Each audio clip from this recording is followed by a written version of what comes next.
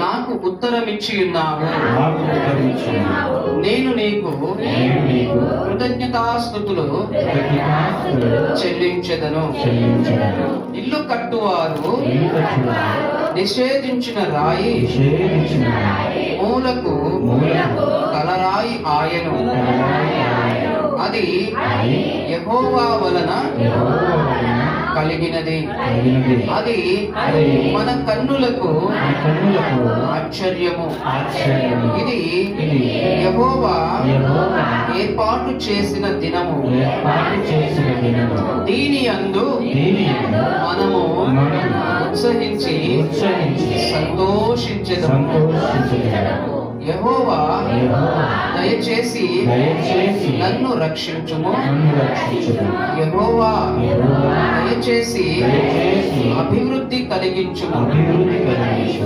యెహోవా పేరట వచ్చువాడు ఆశీర్వాదమందును గాక. యెహోవా మందిరములో నుండి మిమ్ము దీవించుచున్నాము. యెహోవాయే దేవుడు. ఆయన మనకు వెలుగును అనుగ్రహించి ఉన్నాడు. ఉత్సవ బలి పశువును త్రాళ్లతో బలిపీఠపు కొమ్ములకు కట్టుడి. నీవు నా దేవుడవు. నేను నీకు కృతజ్ఞతాస్తుతులు చెల్లించెదను. నీవు నా దేవుడవు. నిన్ను గణపరచెదను. యెహోవా దయాళుడు. ఆయన కృప నిరంతరము నిలుచుచున్నది. ఆయనకు కృతజ్ఞతాస్తుతులు చెల్లించుడి. మాతృను దేవుడు తన వినికిడిలో దీవించి ఆశీర్వదించును గాక. అందరూ మోకరించినట్లయితే ప్రార్థన చేసుకుందాం. అందరూ మోకరించినట్లయితే ప్రభు సన్నిధానంలో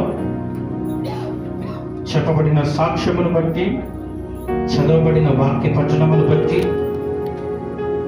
ముందున్నటువంటి దైవికమైన వర్తమానమును బట్టి మీలో ఎవరైనా ప్రేరేపించబడితే త్వరగా ప్రార్థన చేయండి.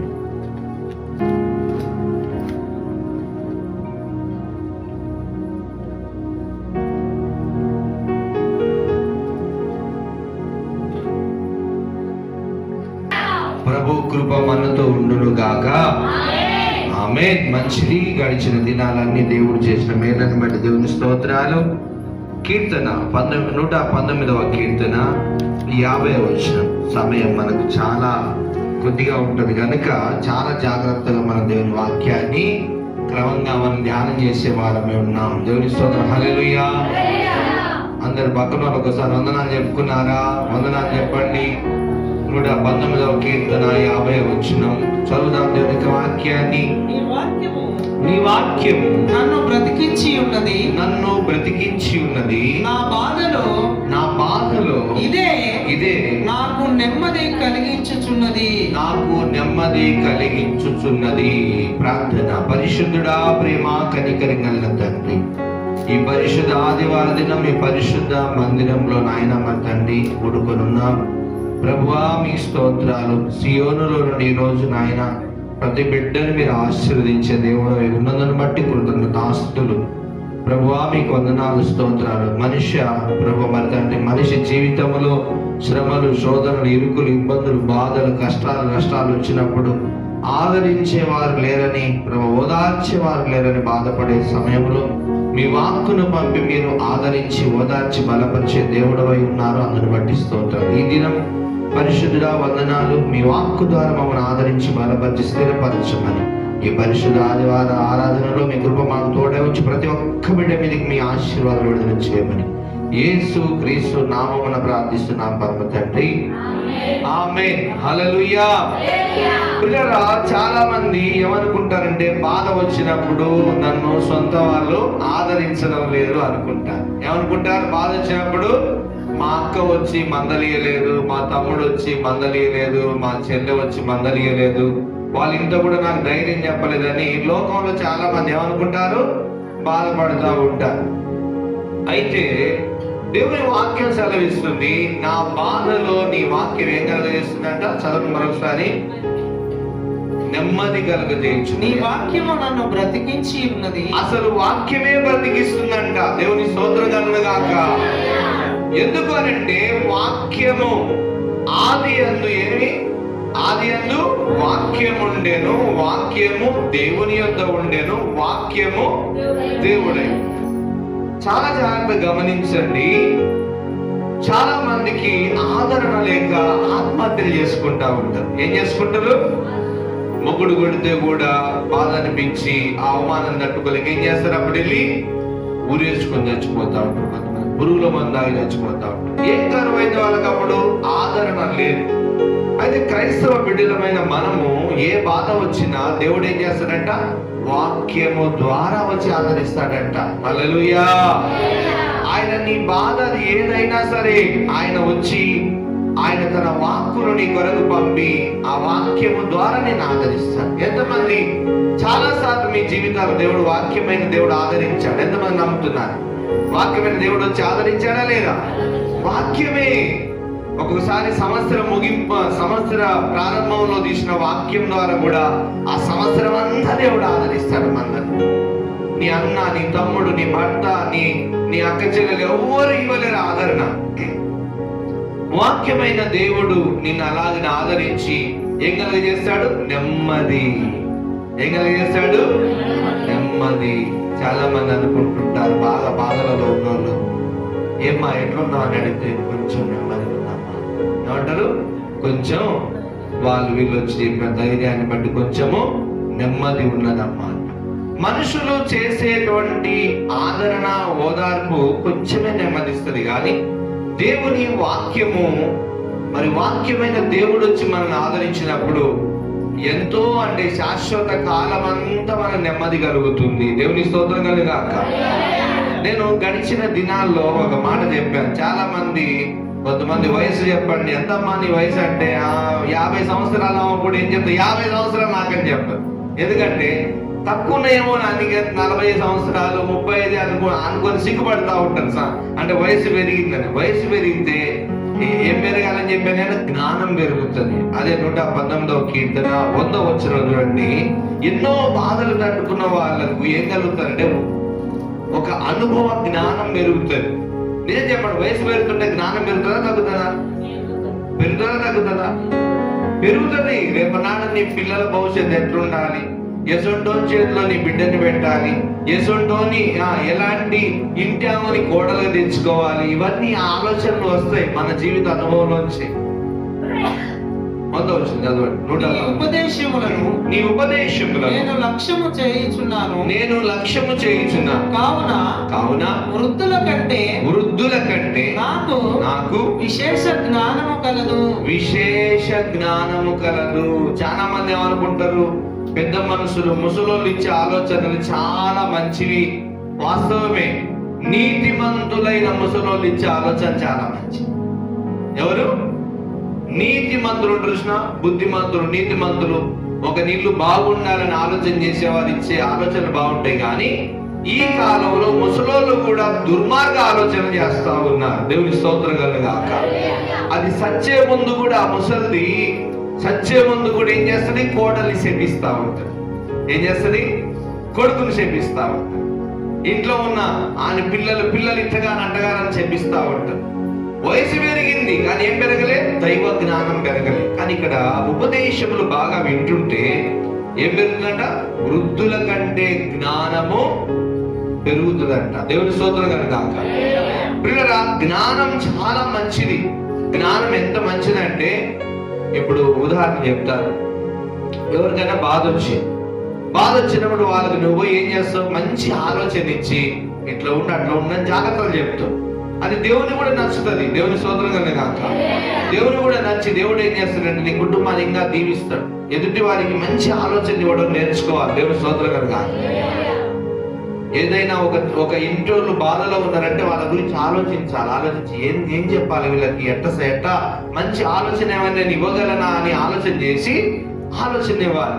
బాగైంది అని మూతి అటు ముడిసి ఇటు ముడిస్తే రేపు నీకైనప్పుడు వాళ్ళు కూడా ఎట్లా ముడుస్తారు? న్యాయమే. దేవుడు ఎప్పుడైనా మనం ఏదైతే విత్తుతాం అదే చేస్తాం. ఎదుటి వ్యక్తి బాధ వచ్చినప్పుడు ఎవరు కూడా ఎటకారంగా కానీ అపహాస్యంగా కానీ ఉండకూడదు. ఆ బాధకి ఏమైనా వాళ్ళకు బాధ నుంచి తప్పించబడే ఆలోచన ఏమైనా ఉందా దాని గురించి చెప్పాలి. దేవుని స్తోత్రం కనుక అప్పుడు నీకేదైనా బాధ వచ్చినప్పుడు దేవుడు ఒక వ్యక్తిని పంపి నేను ఆదరిస్తాడు, తన వాక్యాన్ని పంపి నేను ఆదరిస్తాడు. హల్లెలూయా. అదే కీర్తన గ్రంథములో 9వ కీర్తన 14వ వచనం. ఈ రోజు ప్రభు బాధలలో నేను ఎలా ఓదారుస్తాడు, బాధలలో నేను ఎలా ఆదరిస్తాడు, అసలు ఇంకా చెప్పండి, బాధలలో ఆయన నీకు వచ్చి పక్కన నిలబడతాడంట. దేవుని స్తోత్రం కనుక 9వ అధ్యాయం 14వ వచనం. ప్రవేశించకుండా నన్ను ఉద్ధరించువాడా, నన్ను ద్వేషించువారు నాకు కలుగజేయు బాధను చూడుము. తాము త్రవ్విన గుంటలో చాలు. హల్లెలూయా. మరణ చదువు సార్. మరణ ద్వారమున ప్రవేశించకుండా నన్ను ఉద్ధరించువాడా. ప్రజలు గమనించాలి, చాలా సార్లు బాధ ఎక్కువైపోయి ఇది ఎక్కడికి వెళ్తుందని ఇక చనిపోతానేమో అనుకుంటారు చాలా మంది. రోగం ఎక్కువైనా ఏమైతారు చాలా మంది, ఇక అయిపోయింది నా పని మంచం మీద ఆ రాత్రి నిద్రకి వెళ్ళేటప్పుడు ఏమనుకుంటారంటే ఇక రేపు పొద్దున నేను లేవనో పానం అయిపోతుందో తెలియదు, ఏంది ఆరోగ్యం ఎట్లా తయారైపోయింది, నా గుండె అయిపోతుందో తెలియదు అని చెప్పి మనిషి ఆ పడక మీద వెళ్ళేటప్పుడు ఆ మరణ బాధలు గుర్తు చేసుకొని బాధపడతా ఉంటాడు. కానీ దేవుడు ఆ మరణ బాధలలో నుంచి కూడా నేను విడిపించి ఆయన ఆ మరణ ద్వారమున ప్రవేశింపకుండా నేను కాపాడి ఆయన ఏం చేస్తాడు, నిన్ను నీ బాధలో మరణ ద్వారమున ప్రవేశించకుండా నన్ను ఉద్ధరించువాడా. గమనించండి, మరణ ద్వారం అంటే ఆ గేటు గాడిగా పోయే మరణ సమయం వచ్చినా కూడా దేవుడు ఏం చేస్తాడంట, తప్పిస్తాడు. హల్లెలూయా. మరణ ద్వారము ప్రవేశించకుండా నేను ఏం చేస్తాడు, తప్పించి ఏం చేస్తాడు, వదిలిపెట్టాడు, ఉద్ధరిస్తాడంట. దేవుని స్తోత్రం కనుక చాలా మంది అంటూ ఏం ఉద్ధరిస్తావురా అంటుంటారు. కానీ దేవుడు మనల్ని ఉద్ధరింపజేస్తాడంట. తర్వాత వచ్చిన నన్ను ద్వేషించువారు నాకు కలుగజేయు బాధను చూడుము. ప్రియులు, ఇక్కడ బాగా గమనించండి. నీవు ప్రార్థనలో ఉన్నప్పుడు నీకు వచ్చిన బాధలు నేను చూసినావా, నువ్వు పడిన కష్టాలు నీకు వచ్చిన బాధలు ఏం చేయాలంటే దేవునికి చెప్పి చూడయ్యా ఈ బాధలని జ్ఞాపకం చేసుకోవాలి.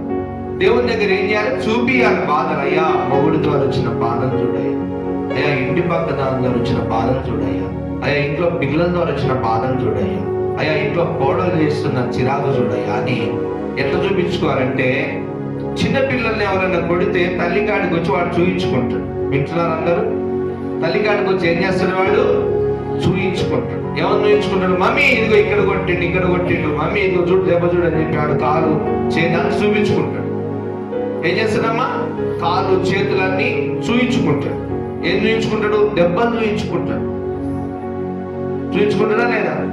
చిన్నపిల్లలు ఏం చేస్తారు, తల్లికాడికి వచ్చి అమ్మ ఇక ఇక్కడ కొట్టిండు, ఇక ఇక్కడ చూడు, ఇక్కడ గిచ్చిండు, ఇక ఇక్కడ కొరికిండు, ఇక్కడ కొట్టిండు అని చెప్పి తల్లికి వచ్చి ఏం చేస్తారు, పిల్లలు చూయించుకుంటారు ఆ గాయాలు. అలాగనే నీకు కలిగిన బాధలను నీవు ఏం చేయాలంటే దేవునికి చెప్పుకోవాలి. అయ్యా ఆ బాధ వివరంగా చెప్పుకోవాలి. అయ్యా ఇదిగో నా భర్త ఆర్థికంగా ఇదిగో ఇలాగ నష్టపెడుతున్నాడు అని చెప్పి నువ్వు నీ బాధను దేవుని దగ్గర చూపించుకోవాలి.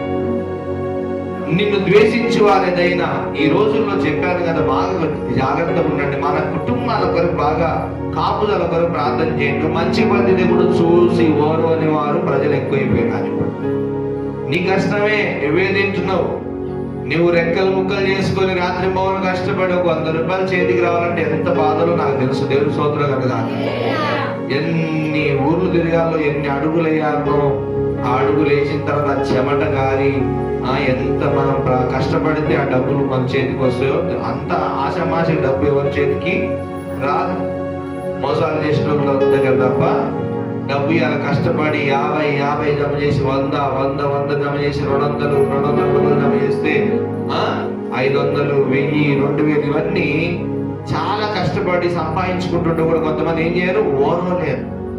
ఇప్పుడు ఏం కావాలి? మన ఇంటి చుట్టూ దేవుని కాపుదల, దేవుని కృప, నీ మీద సాతాను యొక్క కనుదృష్టి పడకుండా, నీ మీద ఎవడు కోపగించకుండా, ద్వేషించకుండా, నీ మీద అసూయ పడకుండా. పిల్లలు చాలా మంది కన్నులు భయంకరంగా తయారైపోయినాయి ఈ కాలంలో. వాళ్ళు చూస్తేనే ఏదో ఒక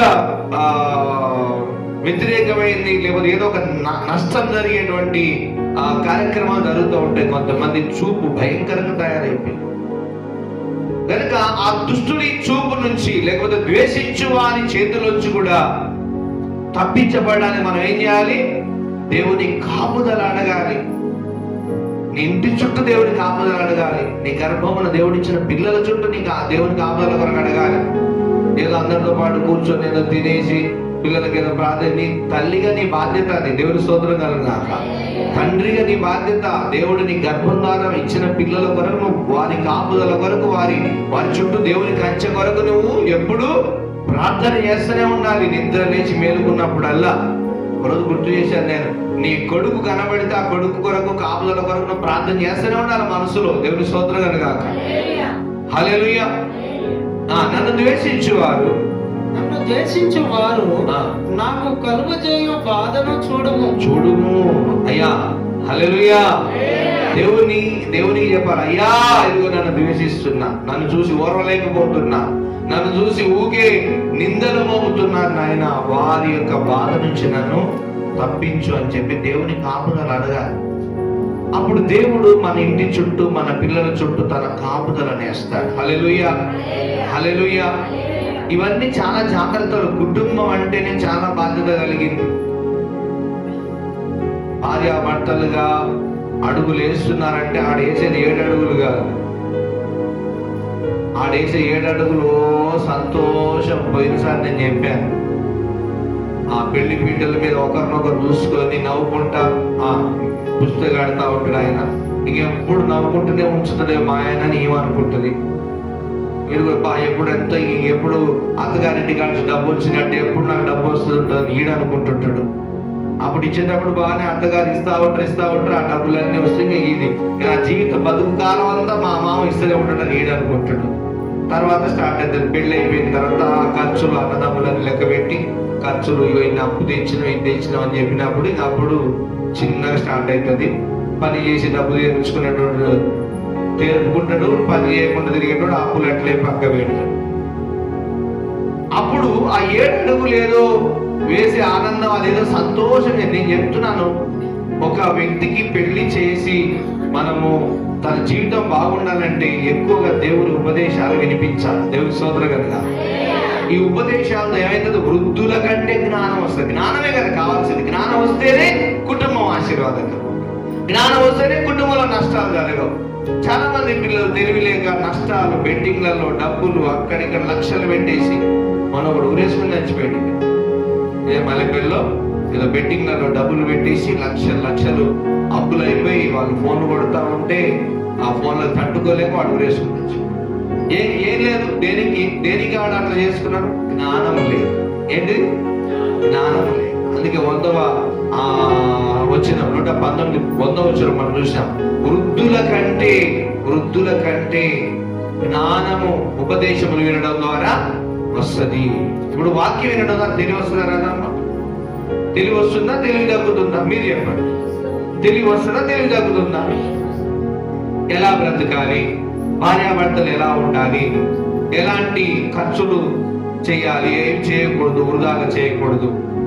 నిజమేనా కాదు? చాలా మంది డబ్బును ఇష్టం వచ్చినట్టు ఖర్చు పెడితే డబ్బు మళ్ళీ రాదు. డబ్బుకు కూడా ఒక సీక్వెన్స్ ఉంటుందంట.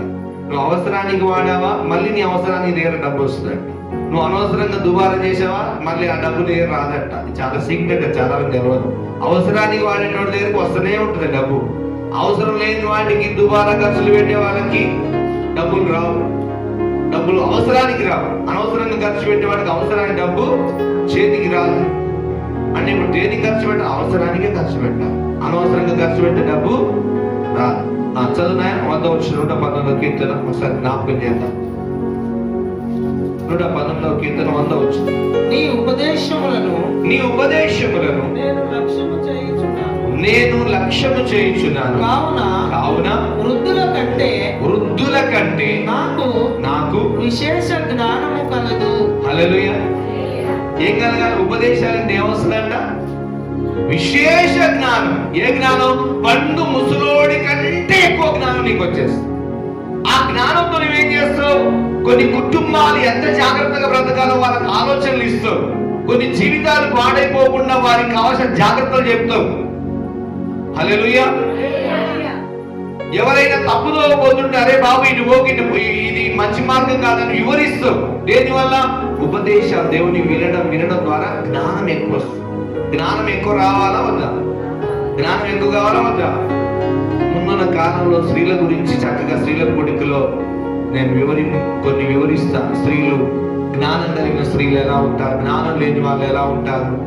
కుటుంబమే మొత్తం కుటుంబాన్ని నీవు ఎంత చక్కగా నీ కొడుకు, నీ కూతుర్ని, నీ భర్తని, నీ అల్లుళ్లను వ్యవహారాలు, నీ కోడల వ్యవహారాలు, వారి ఇంటి వారి నడతలన్నీ కనిపెట్టి ఎంత జాగ్రత్త ఉంటే అంత దైవ భయంతో ఉన్నవని లెక్క. దేవుని స్తోత్రం కనుక ఒకసారి వాళ్ళు మన మాట వినకపోతే ప్రాంతంలో పెట్టి కన్నీరు కాచి అడగడం. ఎందుకు చెప్తున్నంటే 10,000 నష్టమైందంటే మళ్ళీ అది దాన్ని కవర్ చేయడం ఎంత కష్టం తెలుసు కదా. ఇంకా ఎక్కువ కష్టపడి ఇంకా డబ్బులు సంపాదించడానికి వెళ్ళాలి. నష్టాలు కలుగుతాయి. ఆ నష్టం రాకుండా కూడా దేవుని దగ్గర ఏం చేయాలా? ప్రార్థన చేసి ఉపదేశం బాగా వింటే ఏమైందంటే వృద్ధుల కంటే విశేష జ్ఞానం మనకు వస్తుంది. ఎప్పుడు దేవుని వాక్యాలు వింటుంటే ఏమొస్తుంది? మనకు జ్ఞానం వస్తుంది. ఏమొస్తుంది? ఆ జ్ఞానంతో కుటుంబం కట్టబడుతుంది. కుటుంబంలో ఎప్పుడు ఆశీర్వాదాలు రావాలంటే ఏం చేయాలి? జ్ఞానం, ఉపదేశం. చూద్దాం 100 కీర్తన 3వ వచనం. ఎందుకు ఆయన మళ్ళీ ఇలా కాపాడుతూ ఉంటాడు? అది 12వ కీర్తన 5, 6, 7 వచనాలు. 12వ కీర్తన 5, 6, 7 వచనాలు. చాలా మంది అనుకుంటారు నేను వివరించి చెప్తున్నాను. దరిద్రంలో ఉన్నాం కదా మాకు దేవుడు సాయం చేస్తాడు అనుకుంటారు కొంతమంది. బాధలలో ఉన్నాం కదా మాకు దేవుడు సాయం చేస్తాడు. బాధలలో బోధ నేర్పుతుంటాడు దేవుడు. హల్లెలూయా. ఇది బాధ కాదు, బోధ. దేవుని స్తోత్రం కనుక 12వ కీర్తన 5, 6, 7 వచనం. బాధపడు వారికి చేయబడిన బలాత్కారమును బట్టి, దరిద్రుల నిటూర్పులను బట్టి నేనిప్పుడే లేచెదను. రక్షణను కోరుకుని వారికి నేను రక్షణ కలుగజేసేదను అని యెహోవా సెలవిచ్చుచున్నాడు. యెహోవా మాటలు పవిత్రమైనవి, అవి మట్టి మూసలో 7 మారులు కరగి ఊదిన వెండి అంతా పవిత్రములు. యెహోవా, నీవు దరిద్రులను కాపాడెదవు. ఈ తరము వారి చేతిలో నుండి వారిని నిత్యము రక్షించెదవు. హల్లెలూయా. ఎవరిని కాపాడుతాడు దేవుడు? దరిద్రులను. చాలా మంది అనుకుంటారు మేము ఇంకా దరిద్రంలో ఉన్నాం, బాధలో ఉన్నాం, కష్టాల్లో ఉన్నాం అని అనుకుంటారు. కానీ దేవుడు ఎవరిని కాపాడుతాడంట? ఇక్కడ ధనవంతులను అనొచ్చు కదా, ఇక్కడ ఐశ్వర్యవంతులు అనొచ్చు కదా. దరిద్రుల బాధ దేవునికి తెలుసు. దేవుని స్తోత్రం కనుక లాజరు అనేటువంటి ఒక దరిద్రుడు భూమి మీద పడే బాధలన్నీ పరలోకంలో వెళ్ళిన తర్వాత కూడా చెప్పబడ్డాయి.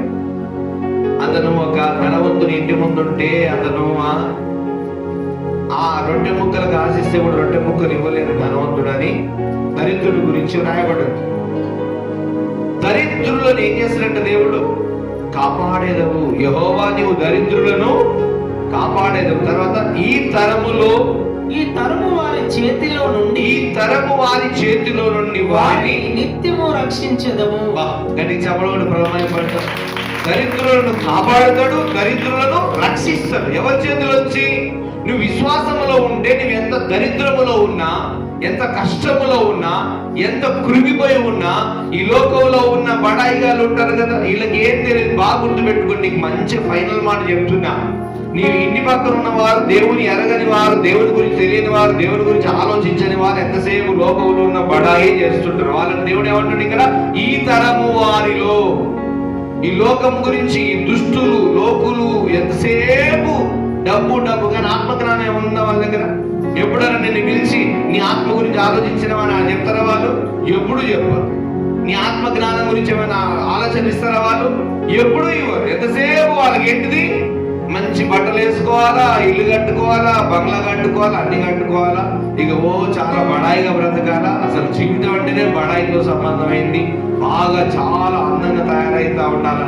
అంతరంగం అంతా పాపంతో ఉంటుంది. దేవుని స్తోత్రం కనుక హల్లెలూయా.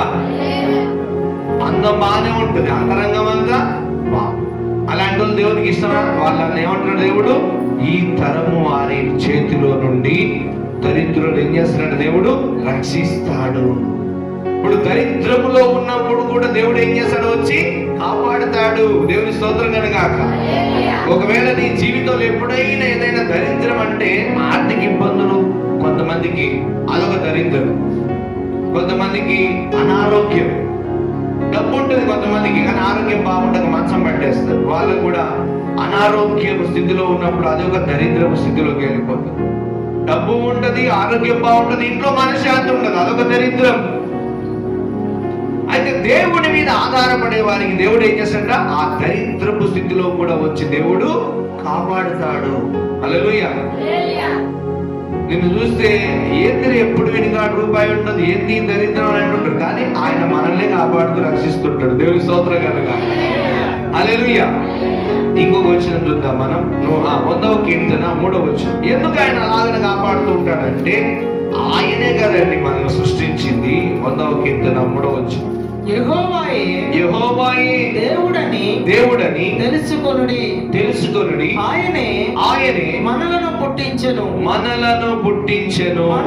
మనము ఆయన వారము. మనము ఆయన ప్రజలము. ఆయన మేపు గొర్రెలం. దేవుని స్తోత్రం కనుక. ఎందుకు దేవుడు నువ్వు దరిద్ర స్థితిలో ఉన్నా వస్తాడు, కష్టంలో ఉన్నా వస్తాడు, బాధలో ఉన్నా వస్తాడు అంటే ఆయన నిన్ను పుట్టించాడు కాబట్టి. దేవుని స్తోత్రం కనుక. ఆయన నీకు జన్మనిచ్చాడు కాబట్టి నువ్వు ఏ స్థితిలో ఉన్నా వస్తాడు. నీ కొడుకు ఎన్ని బాధలలో ఉన్నా నువ్వు ఎందుకు పోయి ఆదుకుంటావు? నువ్వు కన్న కొడుకు కాబట్టి, నీ కన్న కొడుకు వాడు కాబట్టి వెళ్ళి ఆదుకుంటావు.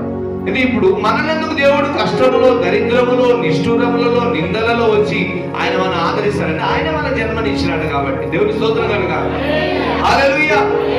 ఆయన కాకపోతే ఎవరు చేస్తారు? చాలా సార్లు అంటుంటారు వాళ్ళు వీళ్ళు డబ్బులు ఎంత పెట్టినా ఆరోగ్యం బాగా అన్నప్పుడు ఇక ఆయన దేవుడే కాపాడాలి. ఏమంటుంటారు? ఇక ఆయన దేవుడే కాపాడాలి. ఇక ఎక్కడ కూడా ఏ డాక్టర్ చేతి ద్వారా కూడా అయ్యేటట్టు లేదు. ఇక ఆయనని ఎవరు కాపాడాలి? దేవుడే కాపాడాలి. అవును, ఆయనే మనల్ని పుట్టించాను. మనం ఆయన ప్రజలము, ఆయన వారము, ఆయన మేము గొర్రెలము. ఆయనే మనను దరిద్రములో, కష్టములో, బాధలలో, నిందలలో, నిష్ఠూరాలలో నీ తోడుగా వచ్చి నిలబడతాడు. దేవుని స్తోత్రం కలుగాక. 109వ కీర్తన 21 నుంచి చక్కగా ధ్యానం చేసి మనం ముగించుకోబోతున్నాం. 109వ కీర్తన చాలా జాగ్రత్తగా వింటున్నారా? దేవుని స్తోత్రం హల్లెలూయా. దేవుని యొక్క వాక్యం అర్థమవుతుందా? ఆయన ఏం చేస్తాడు? వాక్యమై ఉన్న దేవుడు నిన్ను వచ్చి ఆదరిస్తాడు. ఒకసారి తలలు పైకి ఎత్తండి. ఇప్పుడు మనకు నెమ్మది కలగజేస్తున్నది దేవుడు. ఎట్లా కలగజేస్తున్నాడు? దేవుడు మనలను వాక్యము ద్వారా. అందుకే ఏమని రాయబడింది అక్కడ 119వ కీర్తన 50వ వచనం ఏమని రాయబడింది? నీ వాక్యము నన్ను బ్రతికించుతున్నది, నా బాధలో. ఇప్పుడు చెప్పండి, మన హృదయాలలో నెమ్మది కలగజేస్తుంది ఏంటిది? దేవుని వాక్యం. ఎవరు? దేవుడు. హల్లెలూయా. వాక్యము దేవుడు. దేవుడు వాక్యములో నుండి మనకు నెమ్మది కలగజేస్తున్నాడు. వాక్యము ద్వారా ఆయన మనం ఆదరిస్తాడు. వాక్యము ద్వారా నేను ఆయన ఆదుకుంటాడు. 109వ కీర్తన 109:21 నుంచి చక్కగా ఇక్కడ కొన్ని విషయాలు ఉన్నాయి. చాలా శ్రద్ధగా వినండి. యెహోవా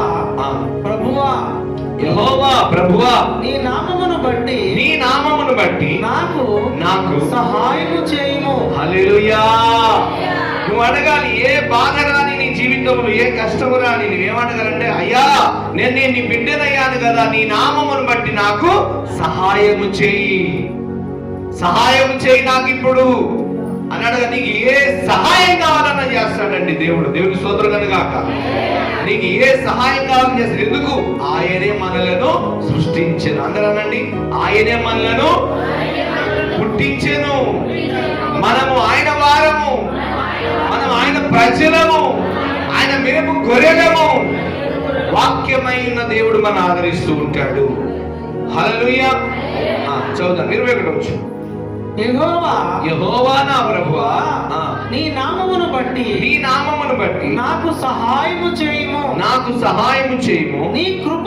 నీ కృప ఉత్తమమైనది గనుక నన్ను విడిపింపుము. అడగాలి. బాధలో, నిందలలో, కష్టాలలో, శోధనలో ఉన్నప్పుడు ఇదిగో ఈ ప్రార్థన చేయాలి. యెహోవా నా ప్రభువా, నీ నామమును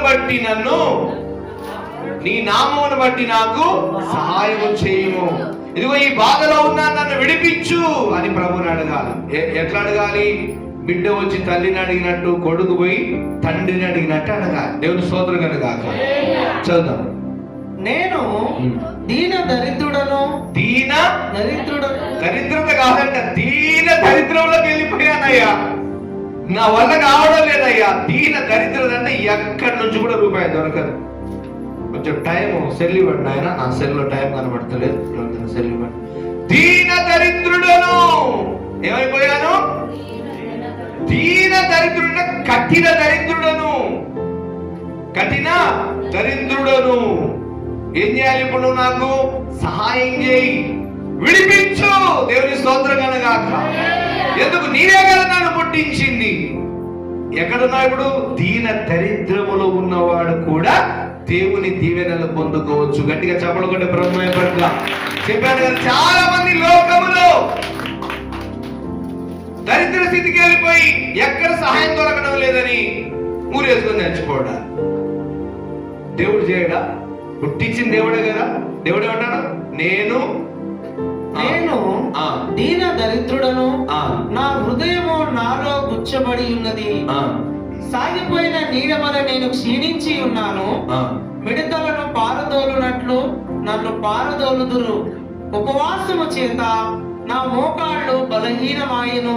నా శరీరము పుష్టి తగ్గి చిక్కిపోయెను. వారి నిందలకు నేను ఆస్పదుడనైతిని. ఏమొచ్చిందంటే జనాల ద్వారా నింద అన్నారండి. అందరూ అనండి ఆ మాట. దరిద్రము అనండి, కష్టకాలము, నిష్ఠూరములు. ఆ సమయాల్లో కూడా దేవుడు దిగొస్తాడు నీ పక్కకు. దేవుని స్తోత్రం కనుక. ఏమంటున్నాడు ఇక్కడ భక్తుడు? నేను దీన దరిద్ర స్థితిలోకి వెళ్ళిపోయానయ్యా, నన్ను నాకు విడిపించు, నాకు సహాయం చేయి అని అడగాలి. తర్వాత వారి నిందలకు నేను ఆస్పదుడనైతిని. వారు నన్ను చూచి తమ తలలు ఊచెదరు. చాలా మంది అంత దూరంలో నిలబడి, మన ఏదైనా గొడవలు అయినప్పుడు అంత దూరం నిలబడి వాళ్ళు ఏం చేస్తుంటారు? నీ సంగతి ఏం చేస్తుంటారు? తలలు నన్ను చూసి తల ఇట్టి అంటుండక్క అని చెప్పుకుంటారు. పక్కొచ్చి నన్ను చూసి తల ఇట్టి అంటున్నారు అక్క. అయ్యి తల ఊపుకుంటాడు. ఏం ఆలోచన చేసిండో, ఆమె ఏం ఆలోచన చేసిందో తెలియదు కానీ తల మాత్రం కనబడుతుంది. ప్రజలు ఆ భక్తుడిని చూసి తల ఇంటికి ఆడించినప్పుడు ఆ భక్తుడు దేవుని ప్రార్థన చేస్తున్నాడు. దేవుని స్తోత్రం కలుగాక. ప్రజలు నీకు ఎంత నిందల పాలు చేసినా వాళ్ళ నిందలకు నువ్వు భయపడకూడదు. నిందలలో నుంచి నిన్ను కాపాడే దేవుని దగ్గర ప్రార్థన చేయాలి. దేవుని స్తోత్రం కలుగాక. చదువుదాం. యెహోవా నా దేవా, ఇది నీ చేత జరిగినదనియు యెహోవావైన నీవే దీన్ని చేసిదివనియు వారికి తెలియనట్లు నాకు సహాయము చేయుము. నీ కృపను బట్టి నన్ను రక్షింపుము. హల్లెలూయా. ఇగో బాధ వచ్చింది, కష్టం వచ్చింది, నింద వచ్చింది. ఈ సమయంలో నీవు నాకు తోడై ఉన్నావని, నేను నిన్ను నమ్ముకున్నానని, నువ్వు నా దేవుడవని ఒక భక్తుడు అంటాడు. దైవజనుడు ఏలియా అనుకుంటా. ఈ సమయమున నీవు నా పక్షముగా ఉన్నావని, నీవు నా దేవుడవని, నేను నీ సేవకుడని రుజువు కావడానికి పంపించు అగ్ని నన్ను ప్రార్థన చేస్తాడు ఏలియా. దేవుని స్తోత్రం కనుగాక. అగ్ని దిగొచ్చి ఆ బలిపీఠం మీద ఉన్న వాటిని కాల్చి దేవుడు ప్రత్యక్షపరుచుకుంటాడు. ఈ సమయంలో నీకేదైనా కష్టము, నిష్ఠూరము, నింద, బాధ వచ్చినప్పుడు ప్రభుని అడగాలి. ప్రభువా నా దేవా, నన్ను పుట్టించినావు కదా, ఈ నింద తొలగించి నేను నీ బిడ్డనని, నీవు నా దేవుడు అని రుజువు చేసుకో ప్రభువా అని నువ్వు ప్రార్థన చేయాలి. హల్లెలూయా, హల్లెలూయా. చదువుదాం. నాకు సహాయము చేయుము, ఆ. నీ కృపను బట్టి నన్ను రక్షింపుము. ఉమ్. వారు శపించుచున్నారు గాని ఉమ్. నీవు దీవించుదువు. హల్లెలూయా. గొడవ జరిగినప్పుడు జనాలు ఏం చేస్తారు? శాపనార్థాలు పెడుతుంటారు. కానీ దేవుడు ఏం చేస్తాడు? దీవిస్తాడు. ఇప్పుడు ఆ శాపాలన్నీ కొట్టుకొని పోవాలంటే దేవుని దీవెనలు ఏం కావాలి? మనం ఎక్కువ చేసుకోవాలి. దేవుని స్తోత్రం కనుక నీ మీద 100 శాపాలు వదిలిరు, నువ్వేం చేయాలి? 1000 దీవెనలు అడగాలి దేవుని దగ్గర. హల్లెలూయా. మరొకసారి చదువు ఆ మాట. వారు వారు శపించుచున్నారు గాని నీవు దీవించుదువు. ఇప్పుడు దీవించే దేవుడు ఎక్కువ పట్టుకోవాలి, శపించే వారి దగ్గర నుంచి పక్కన తప్పుకోవాలి. హల్లెలూయా. చెప్పు. ప్రజలు శాపనార్థాలు ఎక్కువ పెట్టేస్తారు. ఒక్కొక్క దాని నాలుక భయంకరంగా ఉంటది. వదిలిందంటే కథం, బాణమే పొద్దున్నే. శాపం పొద్దున్నే ఏదైనా శపించిందంటే కథం. ఆ రోజు వ్యాపారం జరగదు, ఆ రోజు మంచి జరగదు, ఆరోగ్యం బాగుండదు, ఏదేదో అవుతుంటాయని అనుకుంటారా? మంచిదే, కానీ దాని శాపం కంటే ఎక్కువగా నీవు దేవుని దీవెనలు అడగాలి. దేవుని స్తోత్రం కనుగాక. అంటే నన్ను దీవించు, నీ కృప నాకు తోడే ఉంచు, నేను నీ బిడ్డనని, నువ్వు నా దేవుడవని ఈ ప్రజలు తెలుసుకున్నట్లు నన్ను ఆశీర్వదించు, నా పిల్లలను ఉద్ధరించు, నా పిల్లలకు మంచి జీవితం, నా పిల్లల ద్వారా, నా ద్వారా, నా భర్త ద్వారా, నా కుటుంబంలో నీకు మహిమ తెచ్చుకుని ఆయన అని దీవెనలు ఎక్కువ అడగాలి. శాపాలు ఎక్కువ గుర్తుపెట్టుకోవద్దు. దేవుని స్తోత్రం కనుగాక. జనాలు ఏం చేస్తారంట? శపిస్తూ ఉంటారంట. యేసయ్య దేవుడు ఏం చేస్తుంటాడు? దీవిస్తుండే. ఇప్పుడు దీవెనలు ఎక్కువ అడగాల, శాపాలు ఎక్కువ వినాలా? జనాలు అక్కడ ఎక్కువ కూర్చొని నువ్వు శాపాలు ఒక శాపం మీకు తెలుసో తెలుసు. అప్పట్లో రామాయణం అనేటువంటి ఈ రామాయణము, మహాభారతము వాటి యుద్ధాలు జరిగేటప్పుడు, ఇద్దరు రాజులకు యుద్ధం జరిగేటప్పుడు ఒక బాణం ఒకటి వదిలితే ఆ బాణం అటు 2 ఇటు 2 5 బాణాలకు వెళ్ళిపోయింది. ఇట్లా పోతుంటే వాడు అక్కడ చూసి 5 బాణాలను మింగేసే ఆ 5 బాణాలు కాదు కదా 10 బాణాలు ఇసిరేసే. అప్పట్లో రామాయణం చూసేవారు. చూసే చరిత్ర చెప్తాను. దేవుని స్తోత్రం కనుక. వీడు ఒక్క బాణం వేస్తే ఆ బాణం 5 బాణాలు అయిపోయింది. 5 బాణాలు గాల్లో పోతుంటే 5 బాణాలు ముందు వస్తున్నాయని ఆ ఎదురుకున్న రాజు చూసి వాడు ఆ 5 బాణాలు మింగేస్తే పాము లాంటి బాణాలను వాడు వదిలేసి ఆ బాణాలు ఈ బాణాలను మింగేసి. ఇప్పుడు శాపనార్థ జనాలు ఎక్కువ వెళ్తుంటే నువ్వేం చేయాలి? ఎక్కువగా దేవుని దీవెనలు ఎక్కువ పొందుకోవాలి. దేవుని స్తోత్రం కనుగాక. హల్లెలూయా. వారు శపించుచున్నారు గాని నీవు దీవించుదువు. ఇప్పుడు చెప్పండి, శాపనార్థాలు ఎక్కువ వినాలా, దీవెనలు ఎక్కువ కావాలా? దీవెనలు ఎక్కువ కావాలంటే ఏం చేయాలి? నువ్వు ఎప్పుడు దేవుని అడగాలి. నా దేవా, నా ప్రభువా, నీవు నా దేవుడు, నేను నీ బిడ్డనని, నేను నీ విశ్వాసని, నన్ను దీవించు, నన్ను హెచ్చించు, నా పిల్లలు దీవించు అని చెప్పి దీవెనలు ప్రతిరోజు నీ ఇంటి మీదకి వర్షపు చల్లొచ్చినట్టుగా దీవెనలు అడగాలి. ఇక్కడే చాలా మంది పొద్దున్న లేచి దీవెనలు అడగకుండా బాధలే చెప్పుకుంటా ఉంటారు. నీ బాధలలో పక్కన నిలబడతారంట. ఆయన ఒకసారి చూద్దాం. వారు లేచి అవమానము పొందెదరు గాని నీ సేవకుడు సంతోషించును. హల్లెలూయా. నిన్ను నమ్ముకున్న నేను సంతోషించాలయ్యా. వారు శత్రువైన వాడు, శాపనార్థాలు పెట్టేవాడు, వాడికి అవమానం కలగాలి. అట్లా చేయని కూడా ప్రార్థన చేయాలి. లోకంలో ఎంతసేపు ఒట్టి మాటలతో శపిస్తుంటారు. కానీ నువ్వు దేవుని ఆధీనంలో ఉండి దేవుని దీవెనలు అడిగి అక్కడ దేవుని కృపను కనబరిచినట్టుగా చూడాలి. దేవుని స్తోత్రం. హల్లెలూయా. తర్వాత వచ్చిన నా విరోధులు అవమానము ధరించుకొందురు గాక, తమ సిగ్గునే నిలువుటంగి వలె కప్పుకొందురు గాక. నా నోటితో నేను యెహోవాకు కృతజ్ఞతాస్తుతులు మెండుగా చెల్లించెదను. అనేకుల మధ్యను నేను ఆయనను స్తుతించేదను. దరిద్రుని ప్రాణమును విమర్శకు లోపరుచు వారి చేతిలో నుండి అతని రక్షించుటకై యెహోవా అతని కుడి ప్రక్కను నిలుచుచున్నాడు. హల్లెలూయా. దరిద్రుని బాధ, దరిద్రుని మొర, దరిద్రునికి సహాయం చేయడానికి దేవుడు ఎక్కడికి వస్తాడంట? దరిద్రుని కుడి పక్కకు వచ్చి నిలబడతాడు. గట్టిగా చెప్పడం ప్రభావిత. నువ్వు దరిద్రంలో ఉన్నావు, బాధలో ఉన్నావు, కష్టంలో ఉన్నావు, నువ్వు ప్రార్థన చేసి ఎక్కడికి వస్తున్నా దేవుడు నీ కుడి పక్కన నిలబడి నీకు న్యాయం చేసి అక్కడున్న దుష్టులందరికీ దేవుడు తీర్పు తీర్చగలడు. దేవుని స్తోత్రం కనుగాక. నీ నిందలన్నీ తీసేస్తాడు దేవుడు, నీ అవమానాలను తీసేస్తాడు, నీ మీద వాళ్ళు పెట్టే శాపనార్థాలన్నీ కొన్ని వేసి నిన్ను దీవిస్తాడు దేవుడు. దేవుని స్తోత్రం కనుగాక. ఇప్పుడు నువ్వేం చేయాలి? ఎక్కువగా దేవునికి ప్రార్థన చేయాలి. అయ్యా నేను నీ బిడ్డ. ఇక అయిపోయింది. యేసు ప్రభువుని ఎప్పుడైతే నువ్వు రక్షకుడిగా అంగీకరించి మందిరంలో మందిరంలో అడుగు పెట్టినామో అది ఎప్పుడు పెట్టినాం అడుగైనా సరే ఆ రోజే నువ్వు దేవుని బిడ్డ, దేవుని స్తోత్రం కనుక. ఇంకా నేను వారసం తీసుకోలేదు, ఇంకా అందులో ఉండాలన్నా, వెనక్కి పోవాలన్నా, మా వాళ్ళు ఏమనుకుంటారు అలాంటి ఇంకా పక్క పెట్టు. దేవుని బిడ్డవు నువ్వు, దేవుని స్తోత్రం కనుక. దేవుడు నీ పక్షాన నిలబడి, నీ కుడి పక్కన నిలబడి నీ నిందను తీసేస్తాడు. గట్టిగా చప్పట్లు కొట్టి ప్రారంభపరచు. నీ అవమానాన్ని తీసేస్తాడు. హల్లెలూయా. నీ మీద ప్రజలు పెట్టిన శాపనార్థాలను ఆయన కొట్టివేసి నిన్ను దీవించి దీవించి దీవించి ఆయన తన నామానికి మహిమ తెచ్చుకుంటాడు. హల్లెలూయా. ఇప్పుడు కలుగుతున్న బాధలు ఏందనుకుంటున్నారు? బోధలు. దేవుని స్తోత్రం కనుక. ఈ బాధలలో దేవుడు నీకు బోధ చెప్పి దీవిస్తాడు. చాలా మందికి కొన్ని అనుభవాల తర్వాత ఆశీర్వాదాలు నిలుస్తాయి, రాగానే ఆశీర్వాదాలు రావు. కొన్ని బాధలు వచ్చినప్పుడు ఆ బాధలలో దేవుడు నీకు ఏం చేస్తున్నాడు? బోధిస్తుంటాడు. ఇది ఇట్లా బిడ్డ, ఇది ఇట్లా ఇట్లా ఇట్లా చేయ అట్లా చేయాలి బోధిస్తుంటాడు. తర్వాత నేను ఆశీర్వదిస్తాడు. సమయం లేదు కానీ మనకు శోధనలు కానీ శ్రమలు కానీ మనం తట్టుకునేంతనే పెడతాడంట దేవుడు. తర్వాత తప్పించుకోవడానికి ఉపాయం కూడా ఆయన చెప్తాడంట. దేవుని స్తోత్రం కనుక.